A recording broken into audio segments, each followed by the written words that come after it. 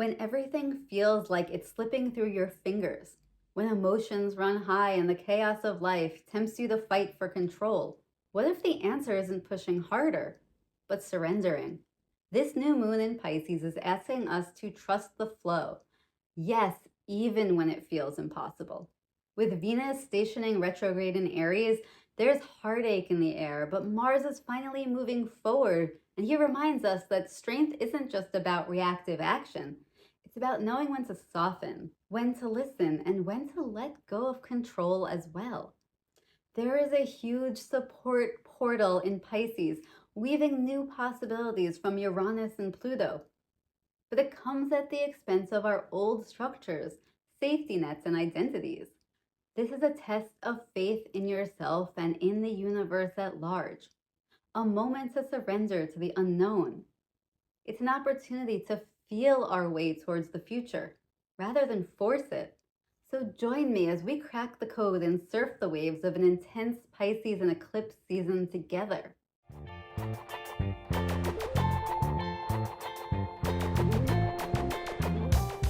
Welcome back to Crack the Code. February has been quite a month.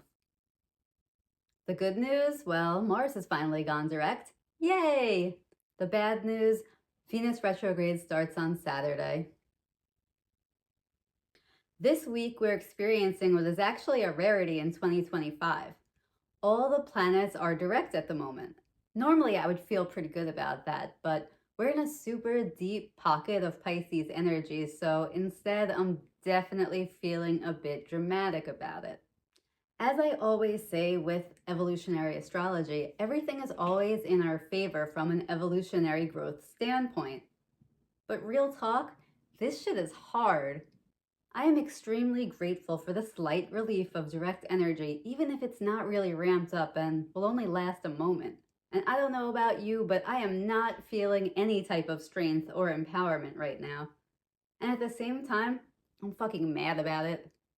That's what happens when Mars comes out of retrograde in Cancer, back to back with Venus entering retrograde in Aries.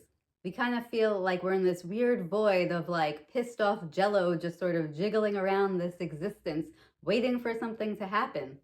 It feels like all the pieces of anything that we're trying to push forward just seem to be scattered and disjointed, or even perhaps melting back into liquid form entirely. Everything feels slightly out of grasp and out of our reach. And while Mars retrograde in particular is never a good time to launch things or start new projects, in my humanness, I still seem to get so blindsided by the depth of that every single time. Anyway, the energy is shifting, albeit not exactly in fully direct way just yet. On this episode, we'll focus on the new moon Pisces on the 27th. And while there's not a lot of visually complex aspects on this chart, there is a lot we can read and guidance we can extract. I don't know about you, but wow, am I looking for some guidance in here. Most notable about this chart is that super stellium pileup of planets and luminaries causing extreme saturation in Pisces right now. In Pisces, we have our new moon and sun conjunction at 9 degrees. But on top of that, we still have Saturn and Neptune and the North Node. And squeezed in for an extra ocean wave is Mercury. Now that's a lot of water. And it's holding in that minor grand trine formation between Uranus and Pluto. Meanwhile, to add even more depth to the story of this new moon, we have this square off now between Mars crawling forward again in Cancer and Venus pretty much at a standstill in Aries gearing up for her retrograde. There's a lot to learn from the dance of Mars and Venus that's been ongoing, and we will dig into that a bit more too. Additionally, although not on this chart, we're gearing up for a Mercury retrograde that happens March 15th. Also of note, that Mercury retrograde is happening at 9 degrees Aries also, the same exact spot where we will have a solar eclipse on March 29th. And the new moon we have right now is also at 9 degrees. So extra thematic insight in how all of these transits are more intricately connected than usual. So the influence of Mars has been and will continue to be the subtext behind a lot of the lunar and solar activity cycles. I find that really curious, especially with Mercury also stationing at the Mars degree in the Mars-ruled sign of Aries for its retrograde in a few weeks. There's something going on with the masculine here. And while I don't think we yet have all of the information to tell the full story of what that is, we'll definitely investigate that some more together. First of which being that new moon and sun conjunction at 9 degrees Pisces. Oh, Pisces. Even though I read these charts nearly every day, not a damn thing could have prepared me for the absolute waterboarding of this Pisces season. So, Pisces energy is emotional. It's water energy. So, when we are dealing with water, we have two choices: flow or resist. Have you ever tried to resist an ocean wave only to end up lying face first with a mouthful of sand? Yeah, it doesn't work really well. So, don't try to resist this either because it's an emotional monsoon. While I'm not big on predicting the future, I don't know if any single sentient human makes it out of this without many, many tears. There's just too much. I don't care how much Pisces or water you have in your chart. That's enough to drown out even the strongest of boats. And we don't necessarily have access to our strength in this energy either. And it's probably for a reason. So Pisces is spirituality itself. It's healing, compassion, mercy, and empathy. It's ruled by Neptune, who has been in its home sign for quite a while, essentially revamping and upleveling our ability to heal.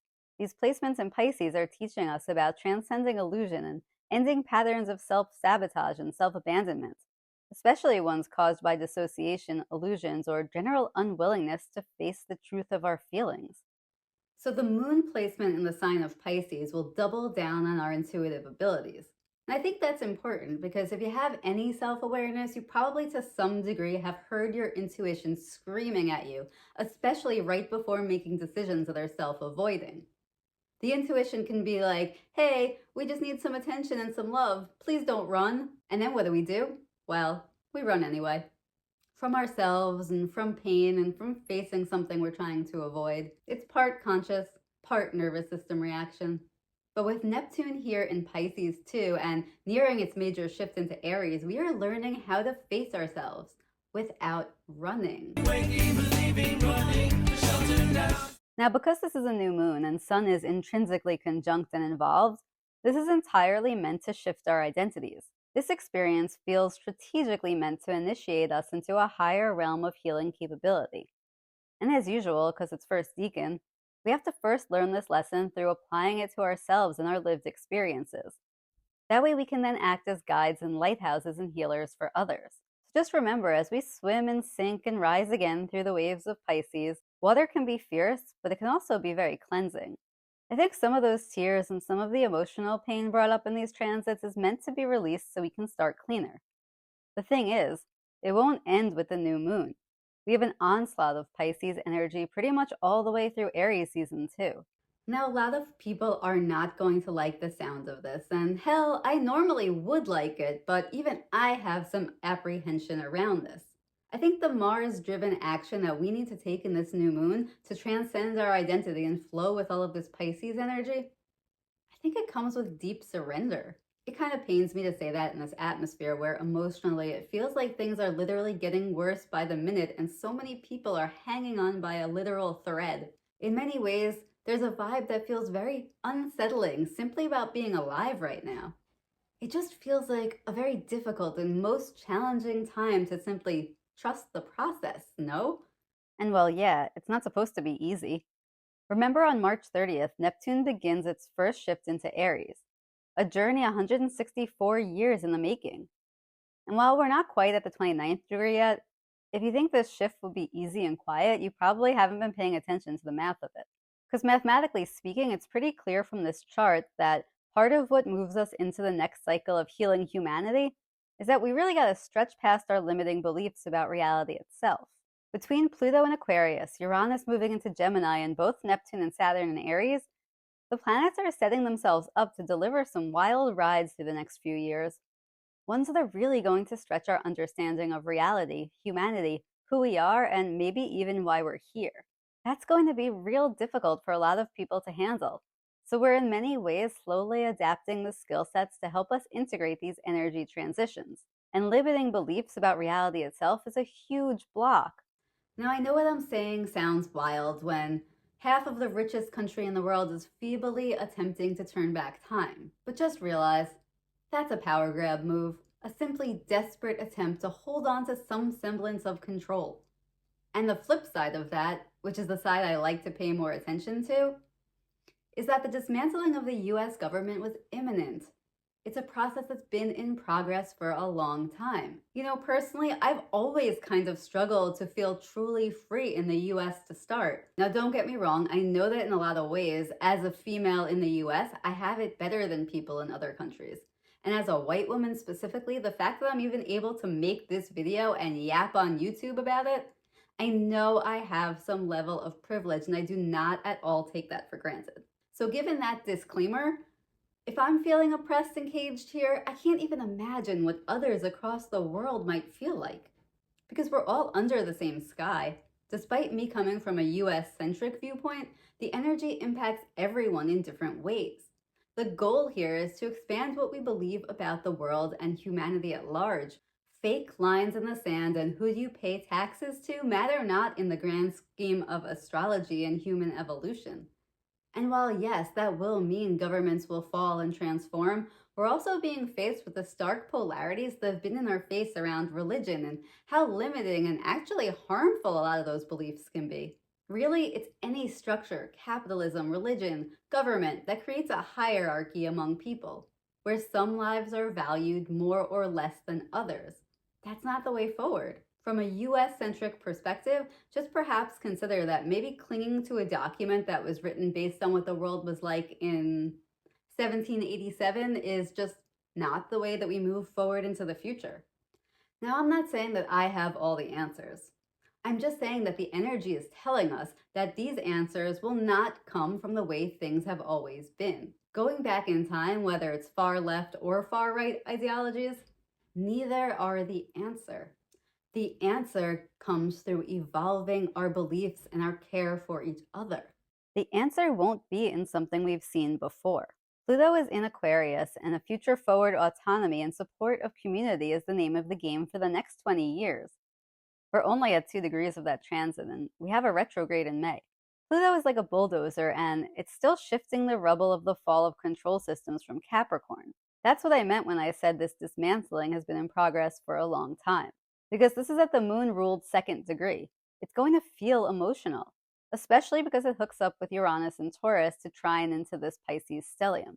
Now, if we zoom in here to this minor grand trine, or just look at the math degrees, you can see that with the density of energy in Pisces, the trine is essentially connected to the entire spectrum of Pisces energies. So because Pluto is at an early degree, it's in a wide trine to Uranus 23 and sextiles the new moon and sun conjunction at 9. That's pretty straightforward. But when we shift our focus to Uranus, you can see that 23 degrees sextile Saturn, Mercury, North Node, and Neptune, all at the same time. So basically, Pluto and Uranus, big outer planets, are in cahoots to help us through the density of this entire Pisces sextile. So what does all that mean, and how can we use this trine to help us here? Well, as we've been discussing for a while, Uranus 23 Taurus is about transforming our quality of life. Thoughts and communication are being highlighted. Now, that can mean a lot of things. If you're at a place of power, using your voice may be important here to assist in transformation of quality of life. And it's third decan, so it's about the collective impact. If you, like me, are just trying to figure out how to get through each day right now, this placement may be more about how we use and challenge our thoughts and thinking, so we're allowing potential for expansion and transformation. It's Taurus, so that might just mean slowing down and realizing that we are not our thoughts, in the same way that we are not our feelings. We're being asked to slow down and be willing to look at and face the ways we disempower ourselves through acting on behalf of the reactivity of our feelings. Or on the flip side, how we utilize our minds to dissociate so far from our feelings and intuition. Or on the flip side of that, how our nervous systems can hijack our ability to cognitively decision make and throw us into unconscious anxiety loops that create the same problems over and over again, to which we then cry and claim victimhood to. Between retrograde and direct, Uranus has been at 23 for a while, and there's lots of ways this is manifested in our lives. But the purpose here is transformation. That trine to Pluto is telling us that this process of transformation within us that will lead us to greater sovereignty over ourselves and a higher quality of life for everyone, it's part of our future forward vision that lives underneath the rubble of our personal and collective limiting beliefs. It's a trine, so there's nothing we need to do here for that supportive energy to flow. It's happening whether we like it or not, or whether we acknowledge it or not, or work with it or not. However, It's in the sextiles to that Pisces stellium where we get to take action along with these energies to grow and flow and achieve those goals. So we've already reviewed the sun and moon and their impact here. It's worth noting that the emo overload we're experiencing, the cleansing, the starting anew with greater capacity to help and heal, that's in direct sextile to Pluto Aquarius. So all of the work we do here is supporting our future forward vision. Now, because that 2 degrees Pluto emo energy combined with the Pisces emo energy, there is potential here of feeling so disempowered that you detach to the point of apathy. If you feel that, and it's definitely going around, utilize the lessons of that Uranus placement. Feel it, but then let it move on. We don't have to act on every feeling or thought. We have independent choice. Now back to the rest of that Pisces pileup. We have Saturn, the taskmaster, at 20 degrees, another emotional degree. I meant it when I said that there is no emotional break here, but rest assured it is purposeful. There is commitment to our intuition, to expanding our capacity to feel and heal, and to reach for empathy and compassion. Saturn is here to remind us not to get caught up in the suffering, to keep striving for excellence, as there's always more healing on offer. And energetic support for that process is always here for us. And let's not forget that Mercury is in the mix here too. So again, our thoughts, intellect, information, and communication are highlighted. It's at a Venus degree, which points us towards our feminine intuition. If you're feeling lack of clarity these days, you're not alone. Water is overwhelming. This is where we get to learn to trust ourselves and our intuitive capabilities as legit and reliable information sources, especially in a world where we're being shown that truth can be relative to belief, and news sources and information shared widely can't really be trusted anymore. Because remember, it's those exact control systems that many are trying to cling to that have universally and purposefully disconnected us from our primary source of our personal beliefs and our connection to consciousness itself, our feminine intuition.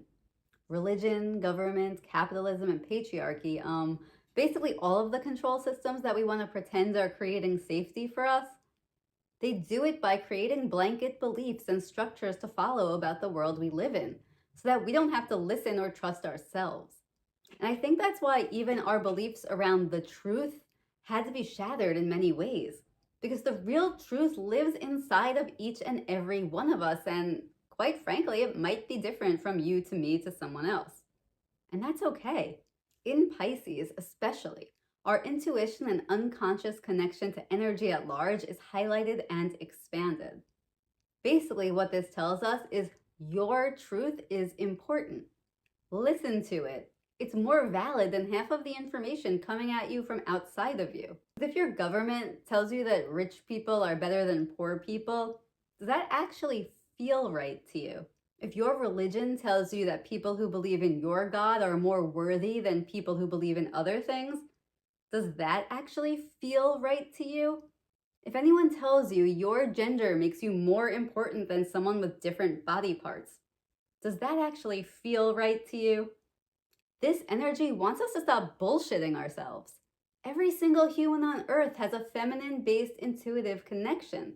It's time that gets listened to, honored, and protected. It's time we as individuals start valuing that as an information source to direct our lives independently of forces outside of ourselves. They're trying to convince us that we need them. I'm sorry, but there is no safety there. They are just grasping and vying for control and softly enslaving us for their own profit and power. If you disagree, show me where the lie is, because we're talking Aquarius and Uranus energy. Those are freedom-loving, sovereign, independent energies. What do you intuitively believe and feel? The time to use that information to break free from control is upon us. How will you use this energy? And listen, I can talk about the math of this till my voice is hoarse and till the last listener has given up on it, but that doesn't make it easy. I'm planning to make a supplemental episode for these next 6 weeks of these transits that has a cheat sheet on the themes most impacted by this Pisces energy based on what house it falls into in your chart. So if you know your chart, awesome. But if you don't and you're raw dogging these transits without all the information, I really deeply encourage you to reach out for a reading or analysis. Hell, even just get a copy of your chart from astro.com or any other free software. That could help a bit too. Just please know you don't have to do this alone. I would be honored and humbled to help you navigate these energies. So please, Like this video, subscribe, comment below, follow, DM, PM, FM, whatever radio frequency you need to utilize in order to get in touch with me. I'm here to help and to serve. So back to the stellium. Remember that the North Node is entangled here too. I'm finding the North Node Pisces to be challenging, and well, that's how this energy is built. The nodes move clockwise, opposite the planets. So when they move into a new sign, they start at the highest degrees and work their way down. I think that's to give us an overview on where we're going and what growth is still needing to take place during their year and a half of nodal axis opposition in each sign. So North Node Pisces really feels like we have to reach for trust into something bigger than us that we can't see. And when you combine that with Neptune and Mercury energies in Pisces, it definitely continues to validate the concept of trusting our intuition as an information source and our internal capacity to heal. And I think the way it's going to work is that we're actually going to require that trust in ourselves in order to move through the lessons of the North Node Pisces, which is ultimately the trust in spirituality itself, to trust in the quantum potential of the unknown. That is the highest octave of Pisces energy. It's not to drown in the waters, but to surf the waves and transcend what we thought was possible, beyond what our minds can even comprehend. I think when you feel into true compassion and empathy, you kind of know what I mean. And that's why Pisces feels so deeply. When we truly feel compassion and empathy for ourselves, our inner children, and all of the parts of us, we are really feeling into the quantum potential of unity consciousness and how humanity is intricately energetically connected. How we are all the same, how no one is better or more powerful than anyone else. When in the frequency of the deepest compassion and empathy, no one gets left behind. Instead, we can actually feel the oneness of it all. It's interesting because that's actually the thread that connects Pisces and Aries transits too. Because we need that compassion for ourselves and everything we've learned to weave us back into Aries, the beginning. So we are protective warriors rather than reactive fighters. And that is where we really transcend the paradox of acceptance. Because we aren't blindly accepting to keep the peace. That was South Node Libra, and that's moved on, showing us that it wasn't the way forward. Rather, by accepting that hurt people hurt other people, we gain the compassion and empathy to understand each other better. When we are willing to accept that throughout our multidimensional experiences, we have been both perpetrators and victims, we can then connect with all people and all situations with deep love and compassion. And not in that blind, like positive vibes only kind of way, but rather in the knowing that true healing comes directly from our willingness to accept the polarity and the messiness of this human experience. If hurt people, then healed people heal people. Now, all that being said, this is a transit that takes a year and a half. It doesn't happen overnight. This is another lesson of trusting the process. And what I've noticed about this axis, Pisces Virgo, is that it's way easy to fall into the lower octave of the South Node Virgo, which can present as paranoia and anxiety.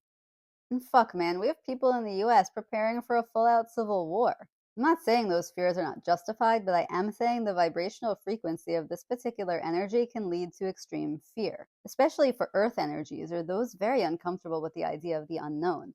But if we are conscious of it, we can stop and make a choice. South Node Virgo offers us a few options. Yes, we can fall into the pit of fear, anxiety, paranoia, hypochondria, and not gonna lie, everyone probably will in one way or another, no matter how conscious we are about it. But the purpose here is to really utilize presence practices to get into our bodies, find calm in the chaos, and to make space for receiving support that we can't even imagine yet. Okay, so here's like a kind of weird example to use, but as I've mentioned many times before, I have a lot going on in my personal chart with Taurus placements that have kicked up a lot of triggers around my personal safety, particularly around money and financial stability. I don't remember details of how this happened globally, but in the US, remember during COVID when we randomly all started getting money from the government? No one could have foreseen any of that coming, but it did help. And now, even though the current administration is engaged in wild acts of disruption that feel like absolute uncontrolled chaos, and don't get me wrong, a lot of it is, there are talks about Americans receiving random $5,000 checks. Now, of course, I don't know if any of that's actually going to happen. Of course, it could be a complete distraction and maybe all part of settling us just enough to keep us controlled. And I'm not looking the other way about any of that. And I'm not ignoring what's been going on at the top to free up that money in the first place. But at the same time, personally, I would like to not worry about rent and be able to maybe afford a dozen eggs next month. What I am illustrating here, and it's true even if none of that works out, is that sometimes help comes from places we can't plan for or foresee. Even in what seems like chaos, there are gifts and glimmers of support and abundance. So, falling into the fear and paranoia doesn't change the fact that reality is unforeseen. It just keeps us in a personal suffering cycle. This energy is teaching us in real time to use our ability to be present in our bodies as a tool. Because we're absolutely going to need to reach for that North Node Pisces here. It doesn't come naturally. We have to reach for compassion, for trust, for empathy.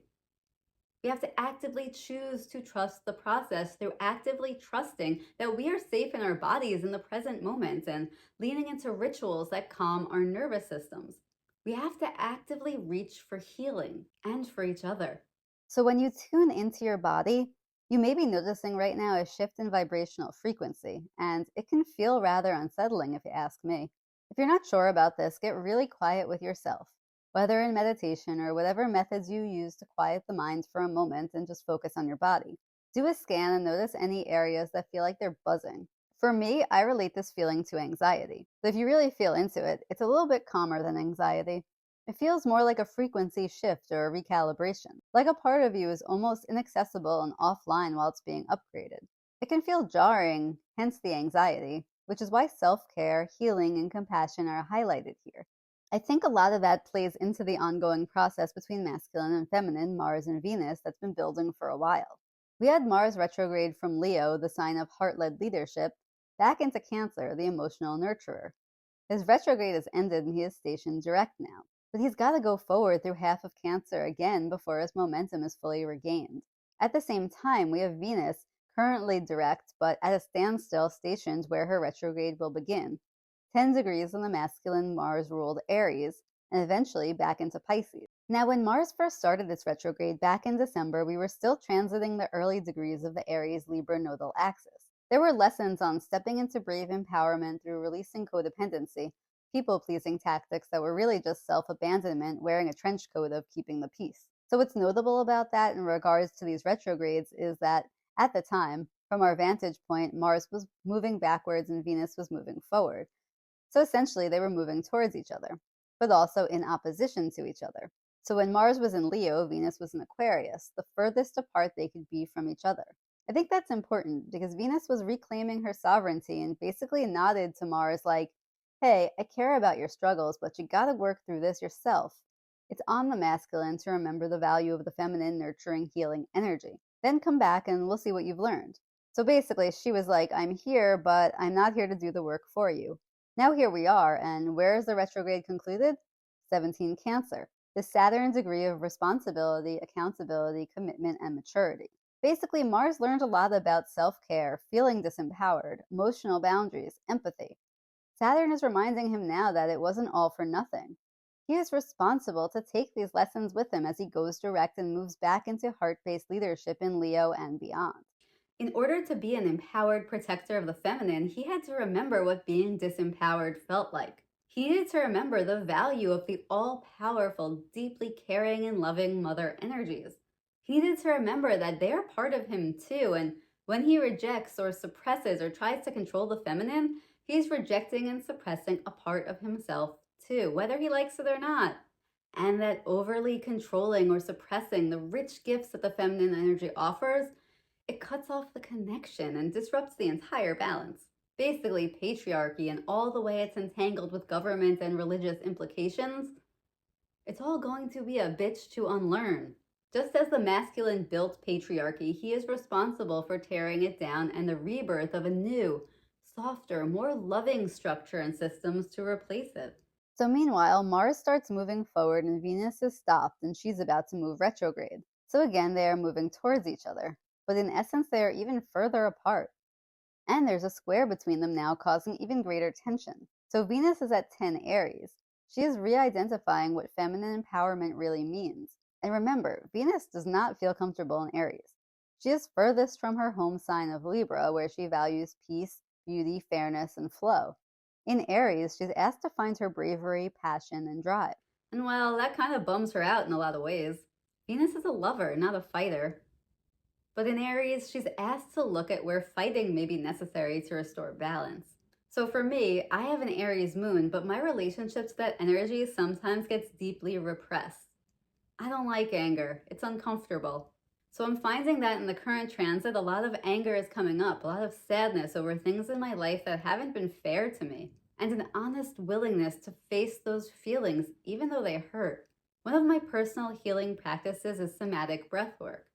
Not the gentle kind meant to relax, but rather the really activating kind that has a bottom up approach of releasing stored trauma from the body without necessarily needing to intellectualize it. I find that practice very useful as a Gemini with a lot of air in my chart because, well, number one, it's all about air and the breath. But also, my mind can talk me into and out of anything. Somatic breath work is more of a guide, showing me what I've been mental gymnasticsing myself out of feeling. So anyway, I'm not sure who out there is super familiar with somatic breath work, but it's been said that it can arguably release natural levels of DMT that are stored in the pineal gland in our brains.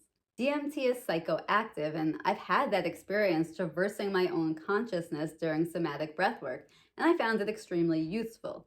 However, I did a session the other day under this Pisces energy, and man, was it a different experience.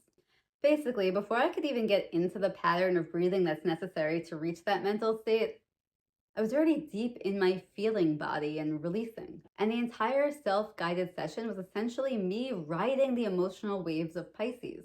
And man, did it hit deep. I felt so much anger and emotional pain around my extremely chaotic childhood. I was avoiding feeling so much unfairness about that for my inner child and for how the world currently is now and how it triggers me. When I finally came out of it, I was drained for days, and while that's not entirely uncommon, I was not expecting it to be such a visceral experience, especially compared to my last dozen or so sessions. There was so much anger and sadness that I'd been avoiding feeling. So be gentle with yourself during this Venus retrograde transit. There's probably going to be anger and sadness that come up. She may struggle to find empowerment in that. You may feel impatient, restless, and reactive. Relationship dynamics will come into focus, and ways of being that have caused harm to each other may be asking for compassion.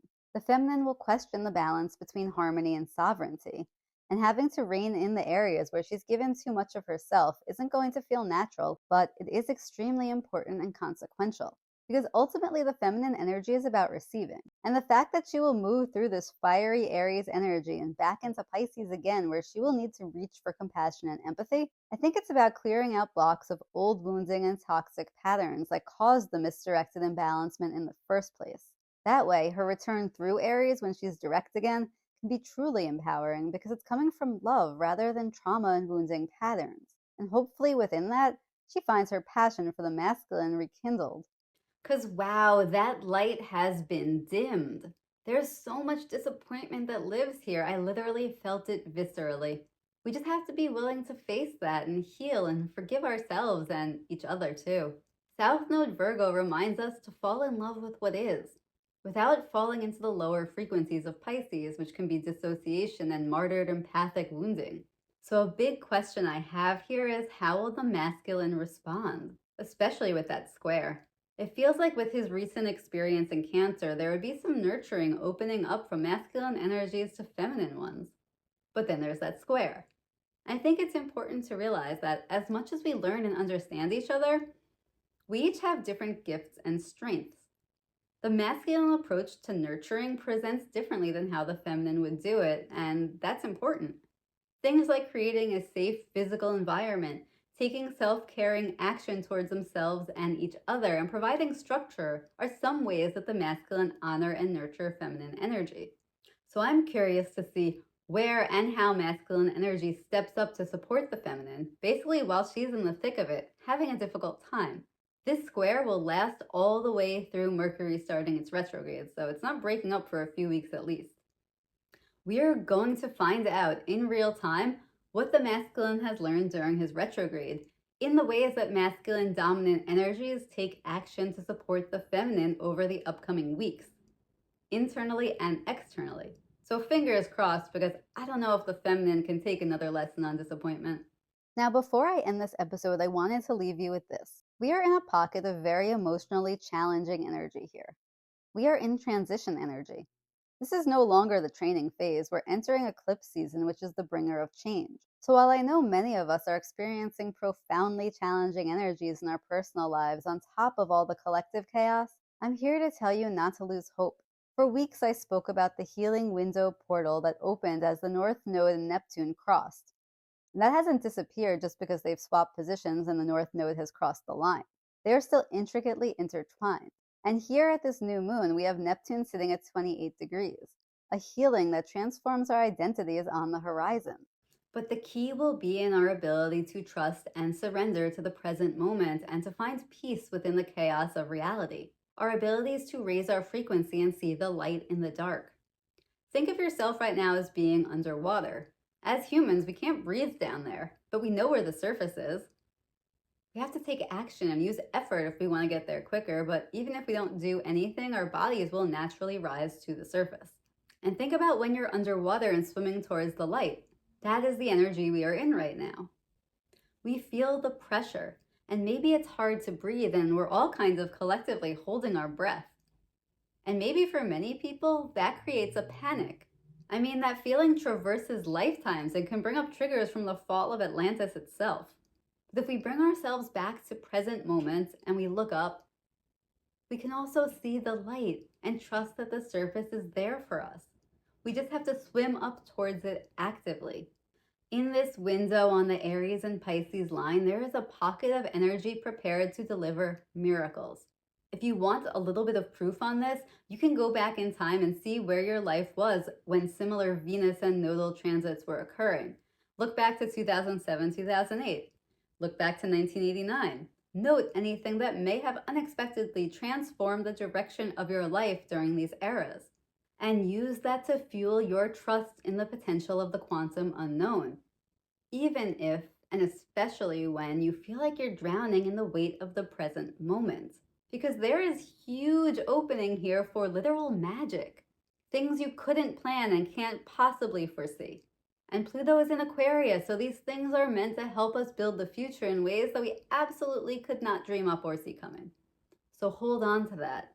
Trust in the process and let it flow, 'cause it won't stop.